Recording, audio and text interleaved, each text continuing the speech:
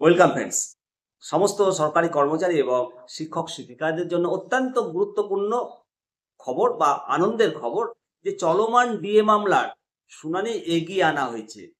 পূর্ব নির্ধারিত 11ই সেপ্টেম্বরের পরিবর্তে মামলা 1 সেপ্টেম্বর, 1 সেপ্টেম্বর শুনানি হবে।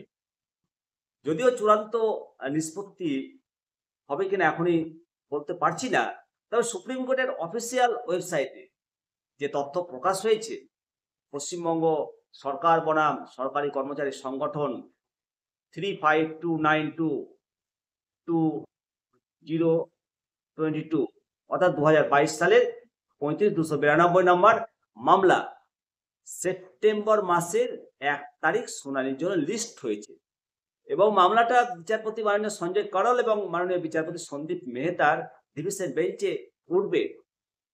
এটি মোশন হিয়ারিং এর তালিকায় লিস্টেড আছে এবং top of the list for the admission.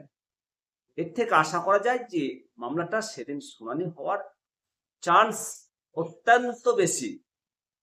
এখন গুরুত্বপূর্ণ বিষয় হলো যে এই বেঞ্চে বিচারপতি মাননীয় প্রশান্ত কুমার মিশ্র থাকছেন না।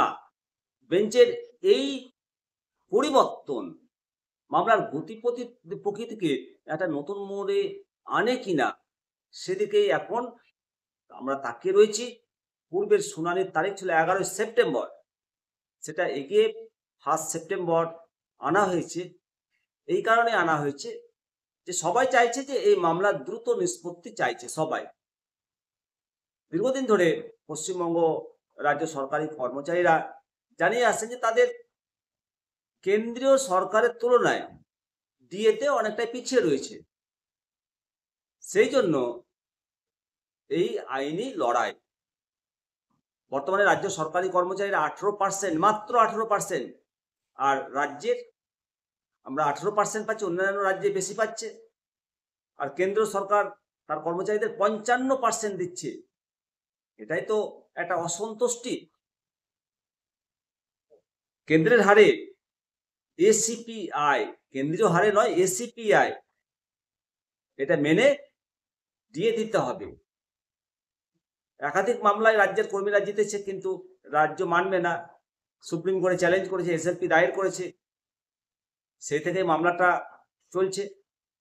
বকেয়া 25% মিটিয়ে দেওয়ার নির্দেশ দিয়েছিল, কিন্তু আর্থিক সংকটের কারণ দেখিয়ে রাজ্য অপারগতা প্রকাশ করেছে।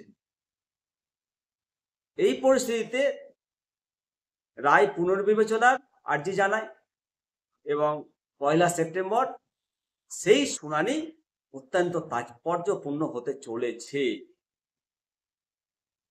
বলতেই হয় 1 সেপ্টেম্বর শুনানিতে শীর্ষ আদালত কোন পথে হাঁটে সেদিকেই তাকে লক্ষ লক্ষ সরকারি কর্মচারী, পেনশনভোগী, শিক্ষক শিক্ষিকা সবাই। মর্গ ভাতা কোনো দয়া নয়, কোনো অনুদান নয়, এটা আইনগত অধিকার। এটা মাননীয় সুপ্রিম কোর্ট সেই অধিকার কর্মচারীদের প্রতিষ্ঠাতা করবেন, এই আশা ভরসা রাখি। হবে জয়, দৃঢ় প্রত্যয়। জয় হিন্দ, জয় ভারত।